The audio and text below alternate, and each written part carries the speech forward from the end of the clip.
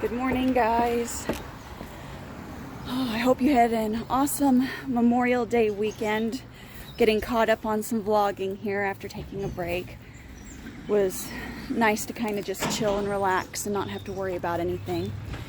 But today, our project is going to involve this over here. Okay, so we have, obviously I've got some lettuce growing in that purple bed right there. And quite possibly some cilantro.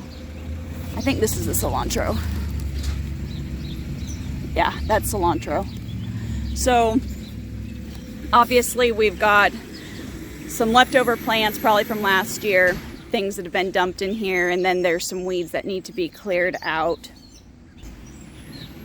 But these two beds, both the purple and the green one that's over here, are going to have some first time crops that we've never done before in them.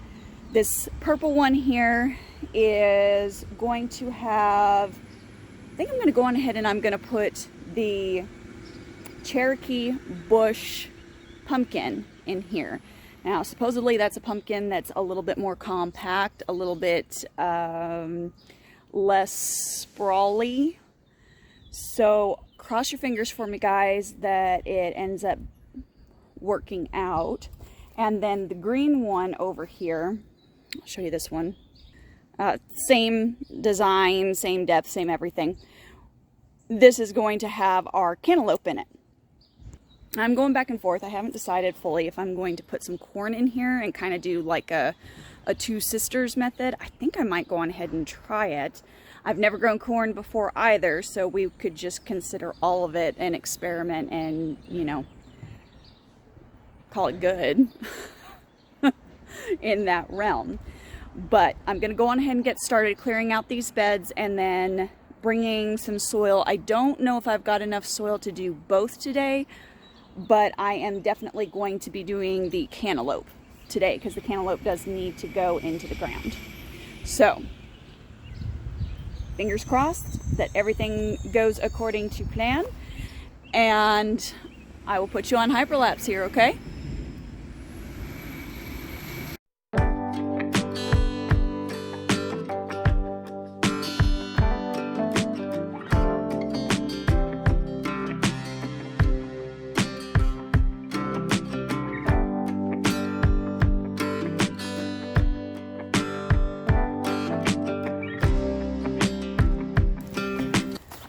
Okay, so, no, it's not your yard. Go get in your garden.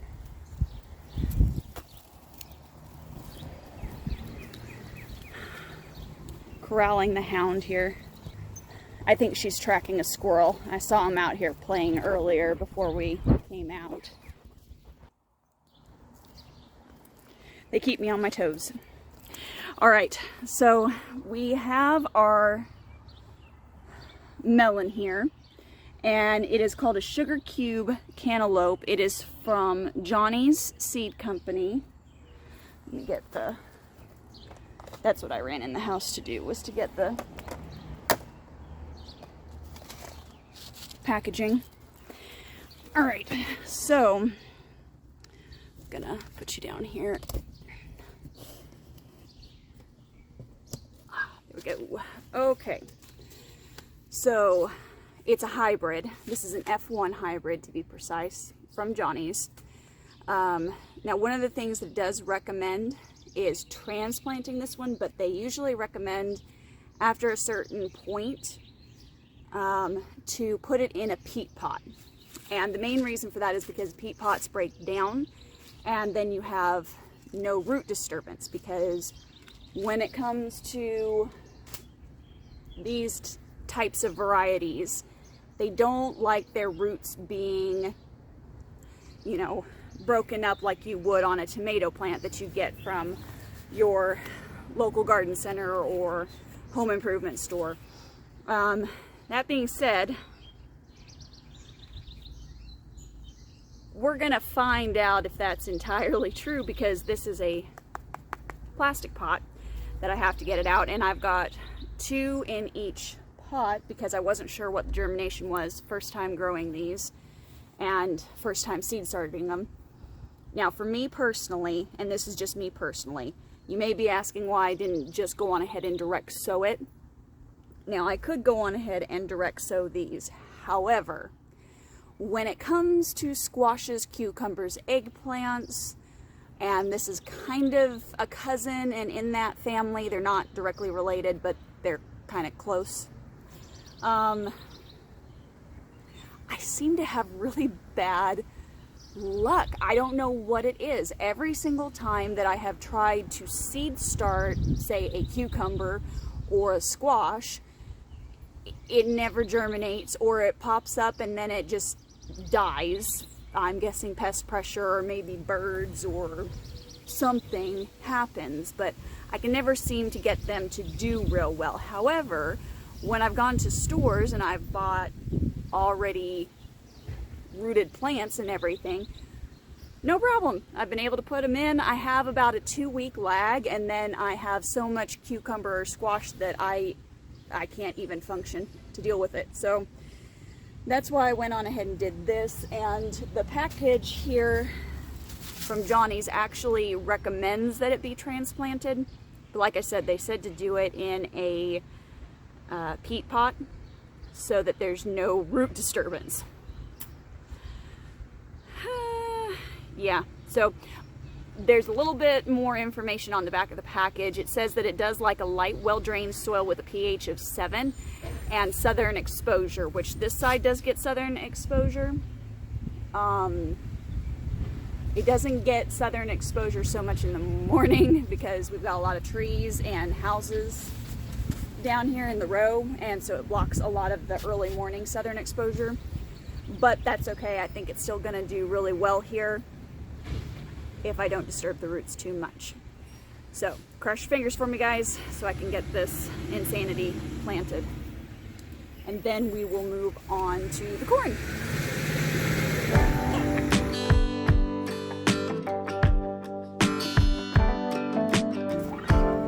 Okay, so we've got that in. I've made a little bit of a well there. And as it grows, I underestimated the amount of soil that I need. It's okay. I'm going to bring in some more soil probably next week. And what we'll do is finish filling this up. I think this bed is about 10 inches high, 10, 11 inches high, something like that. So it probably needed 3 bags. This will be fine. It's not going to be a huge make or break deal, especially when I allow these guys to germinate, come up, and then top them off with some good compost and soil on top. So we're going to move on to this hybrid bicolor corn. So it's a F1 hybrid, F1R Solstice hybrid. Let me just show you the package here for those of you who are interested.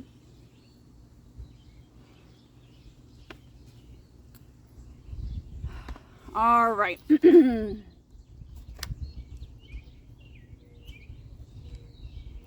So let me get down here.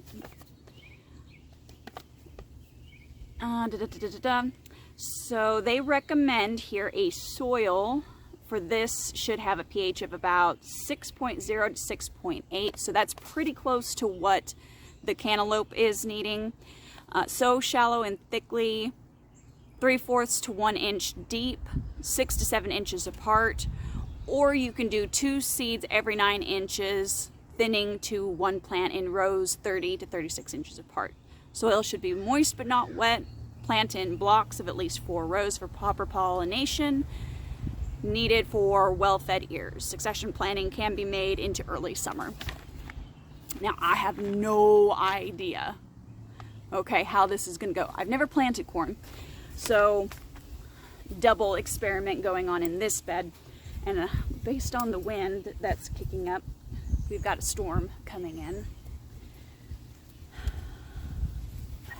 Get these on here.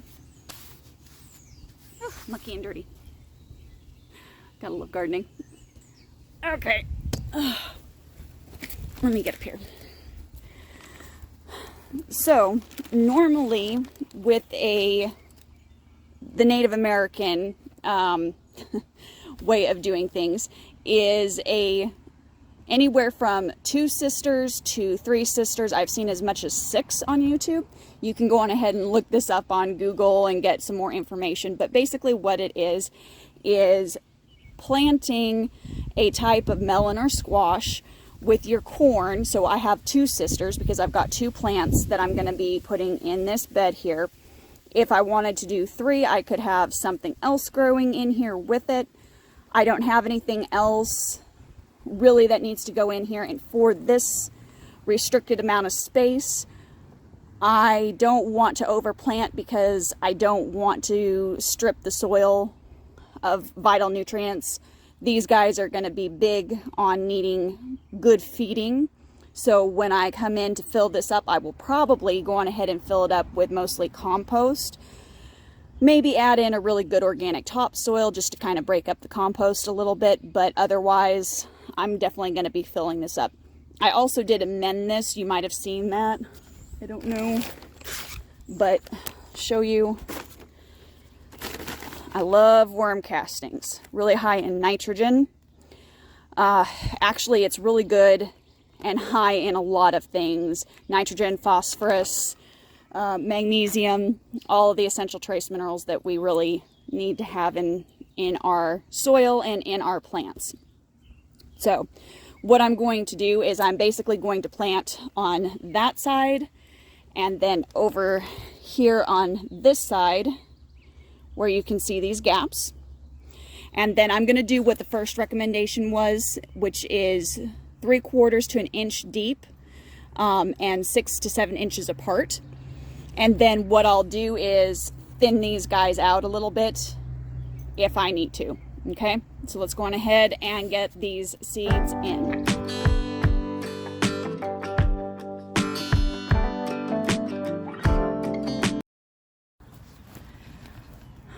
Okay, so those are all in. Let me go on ahead and kind of give you a little bit of a layout.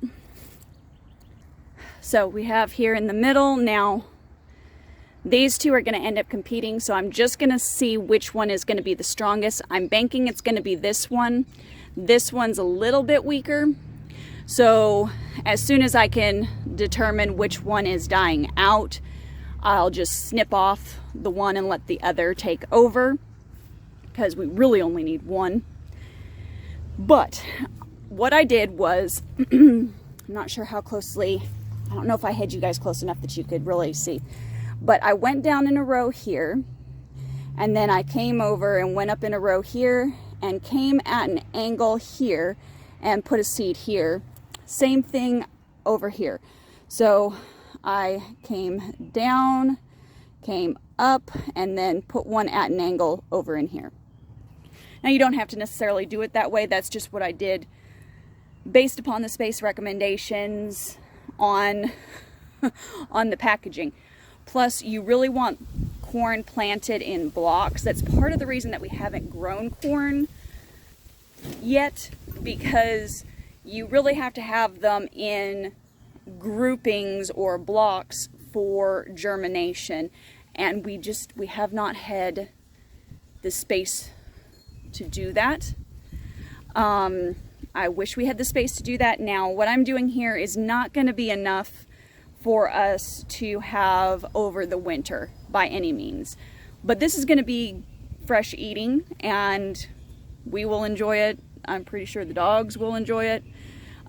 They rarely get corn, but when they do, I usually try to do fresh, organic if I can, and that's what this is going to be. So instead of having to go out and purchase that this year in the summer like I normally would, I'll have it growing for myself, and that'll be just one less thing that I do have to purchase. Granted, I'm going to still be having to purchase, sorry, we've got 20 to 30 mile an hour wind gusts today. So anyway, so obviously fresh eating, where was I? Fresh eating, yeah, fresh eating. I will still be having to buy bagged organic corn, but at least I can take the income that I would have put to buying fresh corn from either the farmer's market or the local grocery store.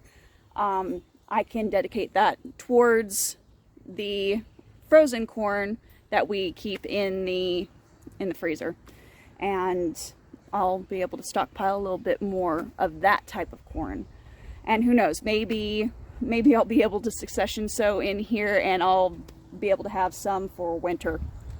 I have no idea. Like I said, it's an experiment. It's a happy experiment, but it's an experiment.